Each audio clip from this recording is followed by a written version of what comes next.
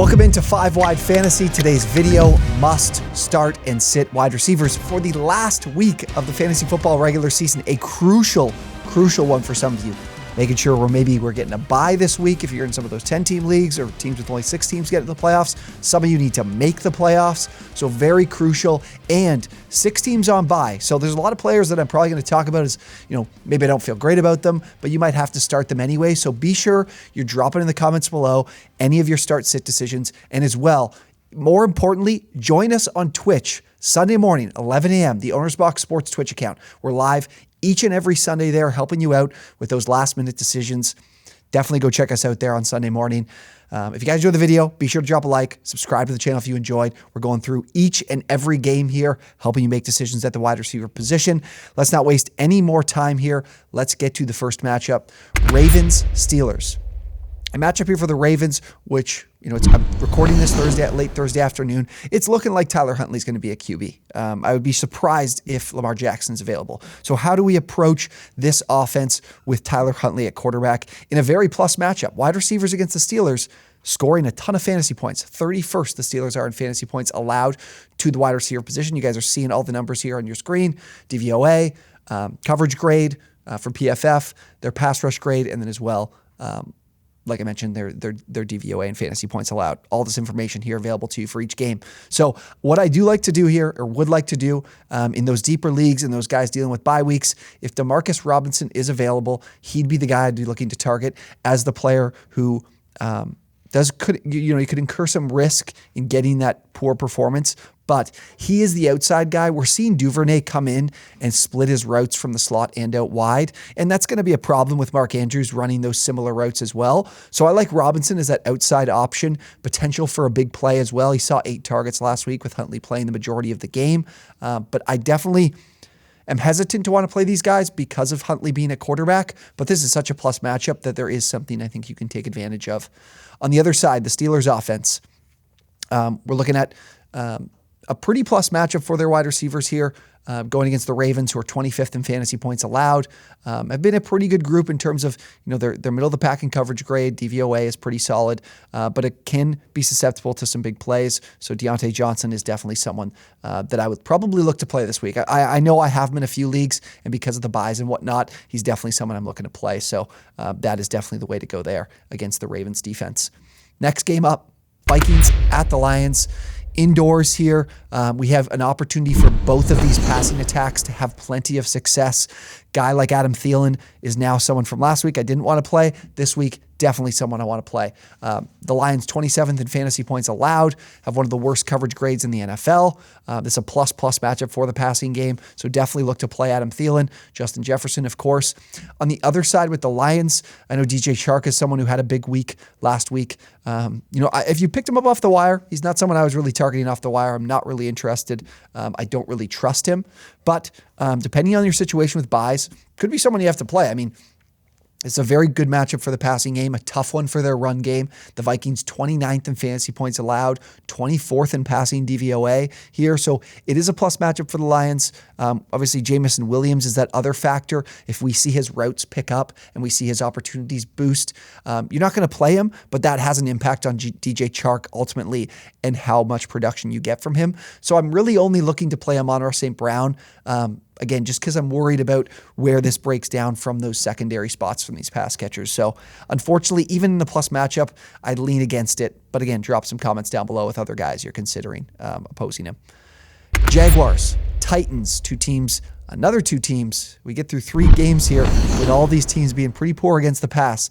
Difference is for the Titans, a very good pass rush to get after Trevor Lawrence, can defend the run. So even with that good pass rush, they also defend the run really well. So ultimately, this is going to be a tough game for the Jags, but it's one where they're going to need to lean on the pass here. The Titans dead last in fantasy points allowed to wide receivers, and that's because no one can run the ball. Like they might not be that bad in coverage. They have a pretty decent coverage grade. 22nd in DVOA is not great, but teams are forced to throw the ball. So Christian Kirk is definitely someone I want to play. You could go to Zay Jones. I know he didn't produce for you last week, but I expect both of these guys to be solid plays. Like I would play Zay Jones over playing a DJ Chark this week, no doubt about it. So I like the Jaguars receivers in this game. On the Titans side, we're looking at a week here where Treylon Burks isn't going to be available. I'm pretty sure of that. So we have the secondary options in Robert Woods, Nick Westbrook-Ikhine. How do I feel about these guys? I mean, Westbrook-Ikhine has been leading the team in routes. He definitely has the chance to be more explosive. And the thing is that with Robert Woods being that slot option, it's not incredibly valuable in the Titans offense because with the amount that they like to run the ball, he needs volume to be able to give you a good floor and a decent match and a decent game for you. Like if you want to get 65 yards, you're going to need five receptions probably from Woods. So between the two, I'd probably lean Nick Westbrook-Ikhine. I think I'd play Westbrook-Ikhine over Devin Duvernay. And between him and Chark, I'd probably go Chark. It's just a little bit of a worry for me because we know how much the Titans want to run the ball here, and regardless of the opponent. But the Jaguars are a pretty decent run defense, so we could see that be a little bit different. Before we get to the next matchup, though, let's get to the BetFred Boost. If you guys haven't signed up at BetFred, you sign up, bet $50 or deposit $50, bet $50. You're going to get $250 in free bets. If you haven't taken advantage of that, what are you waiting for? But I got two props that I'm going to for the BetFred parlay this week. Be boosted in the bet boosted section over at BetFred, starting with Miles Sanders over 63.5 rushing yards against the Giants. Defense has a great opportunity here as 6.5-point favorites to be in that positive game script, but as well against a defense that cannot stop the run. We're looking at the Giants, who are giving up the fourth most yards per carry, 5.1 yards per carry. And the great thing here against this Eagles offensive line, stuff rate, fourth lowest in the NFL. So we're looking at a team that's easily going to be able to help Miles Sanders get to the second level with the run blocking. And I like their game script. I like Sanders' ability to be efficient. He is the lead option here. And if we get a good matchup for Sanders, I definitely see this as being a number that's too low. I think they should be in the 70s here. So we have some value. It's early. We're Friday when you're watching this, hopefully. So you do have some time to get in on this before we see any movement. Love Miles Sanders. What I'm going to parlay that with is Elijah Moore over 30.5 receiving yards. So the situation here with Moore, I think, is a clear one for us to take advantage of. We're looking at the Jets going to the Bills as 10-point dogs. We've seen their pass volume increase significantly over the last couple of weeks with Mike White at quarterback. As massive underdogs in this game, they're going to need to throw the ball a ton. I see Mike White having yet another game where he's probably throwing the ball 50 times. The difference here with Moore is last week we didn't see production from his massive increase in snaps. He ran a route on 73% of Mike White dropbacks. That route participation is there. We didn't see the production last week. That's why he's still priced relatively low. Go get in on this. We're going over 30.5 with Elijah Moore, and we're going over 63.5 rushing yards for Miles Sanders. That is boosted at BetFred, so make sure you get in on that. Love this parlay for this weekend. I think we're cashing it. Because honestly, the props are the way to go here. This is a tough week in terms of the betting side for totals and spreads. So I like going to the props here. All right, back to the games. Eagles-Giants.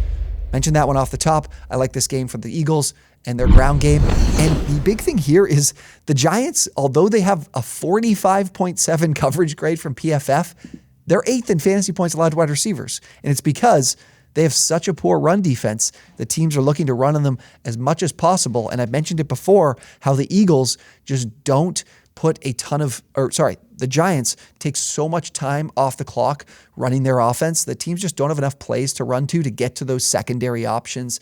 And so in my mind, A.J. Brown is still someone I want to play. The Eagles are going to find ways to score in this game. Miles Sanders could be that guy as well, but Brown could be a part of that, and it's likely the part of that they look to. So I am looking to avoid playing Devontae Smith here. I know against this poor defense, you think you got to play him. But I don't like the matchup here. Just don't see enough volume for him. And a game I think the Eagles will use the ground game a ton. On the other side, similar story for me with the wide receivers. I mean, the Giants' way to find success here is going to be running the football. The Eagles have a great pass defense. They're greened out here. You guys are seeing their team here. They're greened out in terms of pass rush grade, coverage grade, fantasy points, top 5, second in pass DVOA. I'm not playing Darius Slayton in this matchup. Not going to happen. Not playing any Richie James, whoever else you want to throw at me, a Daniel Bellinger at tight end. Leave the Giants alone here. Absolutely. So next game, Jets, Bills. Mentioned that one as well. 10-point favorites. 10-point favorites of the Bills at home here. That's probably shocking for some of you considering how good this Jets team has been this season. As a Chargers fan, I need this to be a loss. we stink, but I do want to make the playoffs, and I need the Jets to lose this game, and I think they're going to lose this game. And that, again, like I mentioned, gives them plenty of passing volume. So I mentioned Moore and over those receiving yards. Does that mean I really want to play him this week?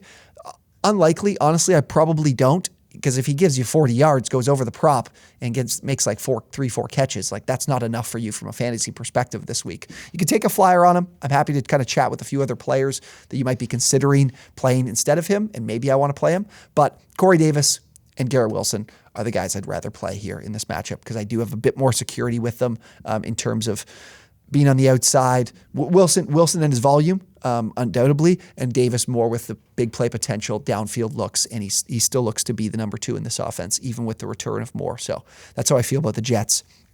Offensively for the Bills, we're seeing Gabe Davis come down to earth lately. Tough matchup against the Jets defense, 3rd in fantasy points allowed to wide receivers, 5th in pass DVOA. They're doing everything well. I think they have the 2nd best coverage grade, only behind the Broncos from PFF. So Stephon Diggs, we're never sitting Stephon Diggs. I mean, he's the wide receiver 1 on the season. He's been incredible. But Gabe Davis, Isaiah McKenzie, I'm definitely leaning against it. The Jets, we saw in the previous matchup, ability to kind of muck this game up, make it very low scoring. We could see that again here. So I'm leaning against playing Gabe Davis and Isaiah McKenzie in this matchup. Browns, Bengals. The Bengals have had problems consistently against this Browns team. They have not beaten the Browns in some time. A chance to do so now here at home, I believe. They have been a very good pass defense this year, 7th in fantasy points allowed on the season, and a defense that just, Patrick Mahomes has struggled with too. Like, expecting anyone to have success against this Bengals defense is a tall task. So what do we do with the Browns offensively? With Deshaun Watson at quarterback, I do want to play Amari Cooper. The practice reports from what I'm getting are still Wednesdays, and a lot of these guys sit out for like kind of a veteran day off. So I expect Cooper to be available to play. I don't see anything changing there. I'm definitely still looking to play Amari Cooper and Donovan Peoples-Jones. Peoples-Jones would be someone I'd see more as like a wide receiver 3, back-end wide receiver 3, number 2 flex option kind of deal if you're running 2 flexes. Not incredibly high on him because the Bengals do a great job at limiting explosive plays, but still, with Deshaun Watson at QB, I do expect this offense to elevate, and it could start this week. I expect it to kind of start in the playoffs, fantasy playoffs here, but could be this week. Bengals side of things, not too much to talk about. T against Jamar Chase are definitely plays. I'm probably looking more at Tyler Boyd as a guy I'd be looking to avoid in this matchup. Just as the 3rd option, it's a little bit more difficult to justify playing him. We saw Jamar Chase return and really take a lot of demand and volume from Burrow, looking his way a ton last week. I think he had 9 or so targets in his first game back. We saw Boyd miss an easy touchdown as well, which was tough to see, but I do want to lean against playing Tyler Boyd in this game as well. Texans Cowboys. The Texans, 18 point underdogs at the BetFred Sportsbook. That's the biggest dog we've seen this year, for good reason. The Texans are dealing with injuries. We saw Nico Collins and Brandon Cooks not practice for back-to-back days to start the week, so I am concerned there. I mentioned Nico Collins as the volume that he's seen, the potential of being like a late season sleeper here to really help you win a fantasy championship. If he's not playing, he's not going to help you do that.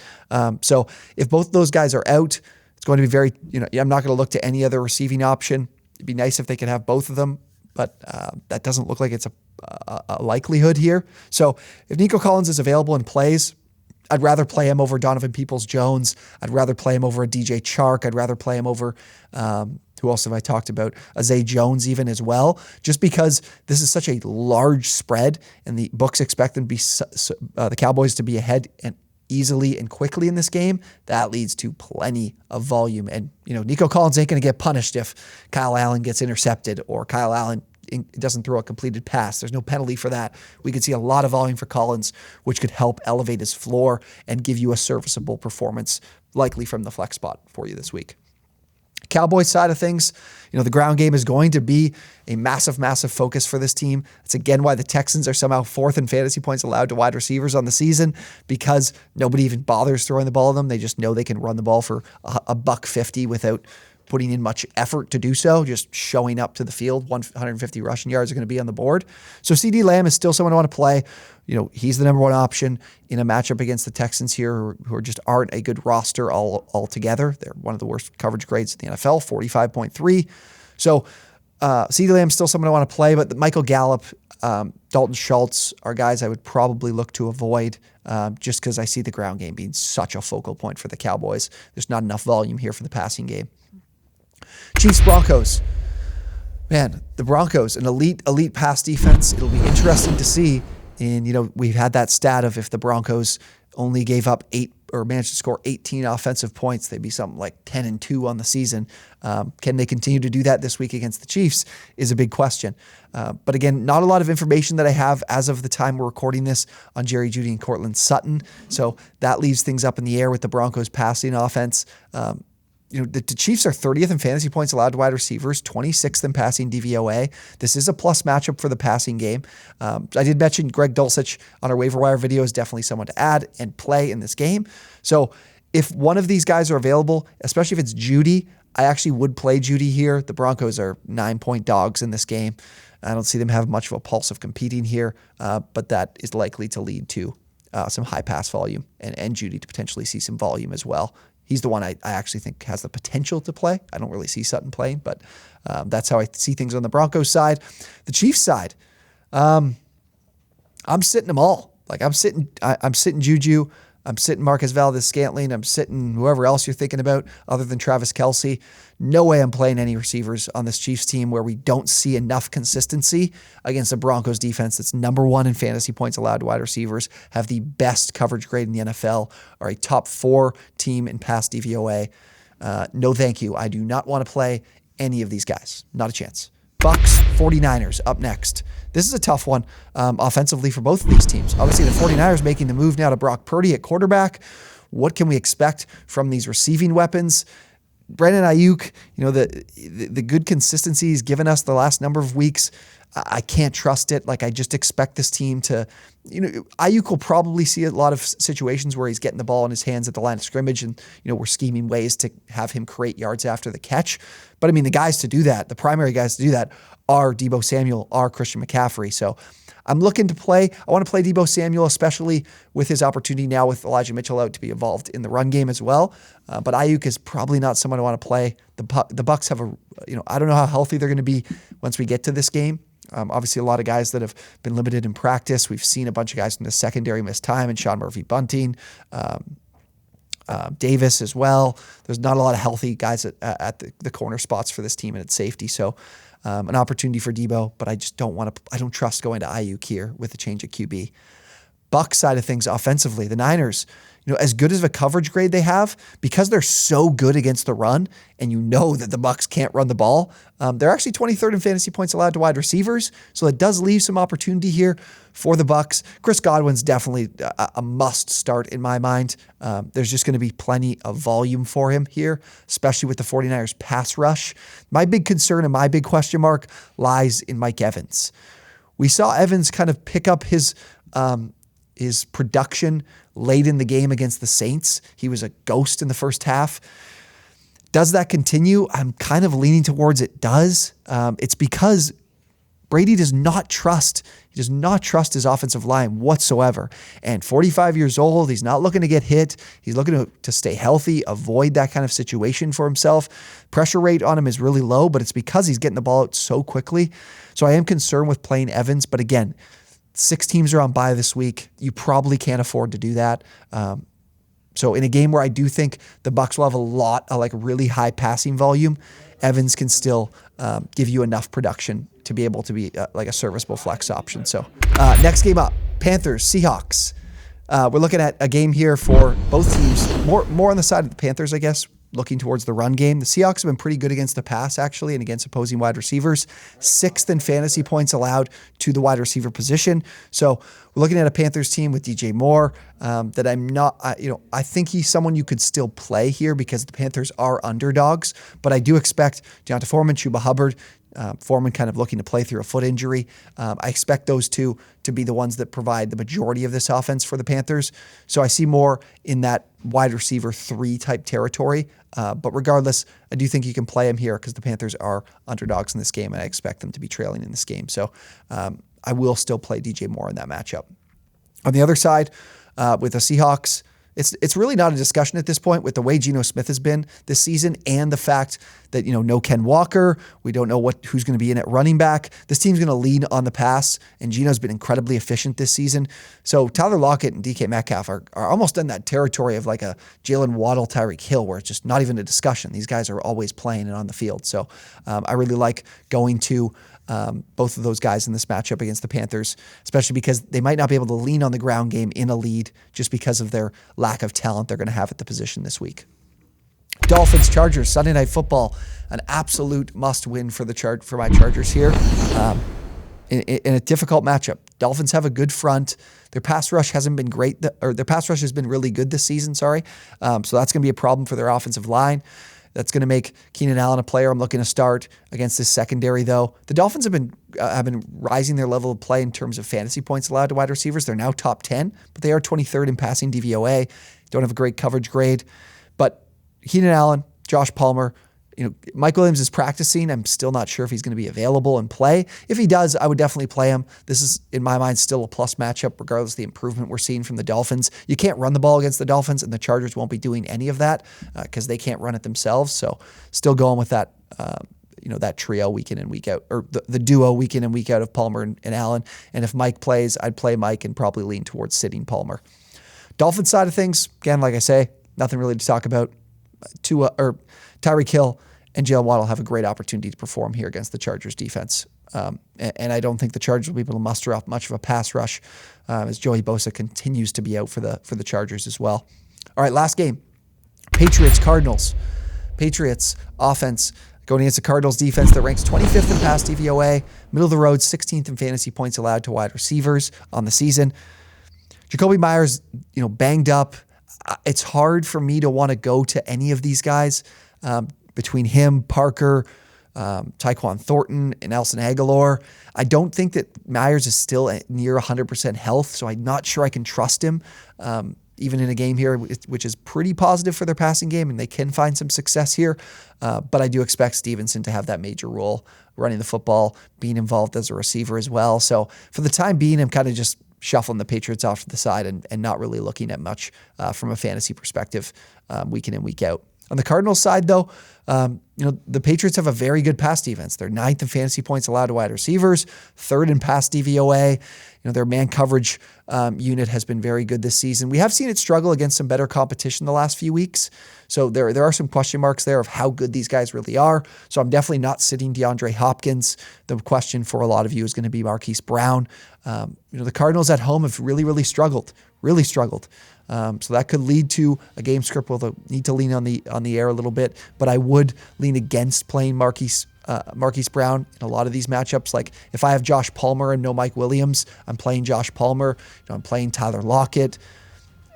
The question would be like, I think I'd play Mike Evans over Marquise Brown as well. So definitely see him as more of a wide receiver, back-end wide receiver 3 this week against the Patriots defense. Just a really good unit. And Brown could struggle a little bit there. So, all right, that's every single game for Week 14. Again, if you guys are watching this before 4 o'clock on Friday, I'll be setting some lineups, helping people out for what is a massive week, last week of the regular season. So if you want to join us on the OwnersBox Twitch, 4 p.m. on Friday, submit some lineups to me, send them to me by DM, send them to me in our Discord, and we'll set some lineups on Friday at 4, and then we'll be live at 11 a.m. on Sunday morning, making any final changes we need to make, and making some bets, send some DFS lineups, all that good stuff on Sunday morning. So if you guys enjoyed the video, be sure to drop a like, subscribe to the channel as well if you enjoyed. Help us get to 20,000. We're almost at 20,000 subscribers before the end of the year. Would greatly appreciate it from you guys.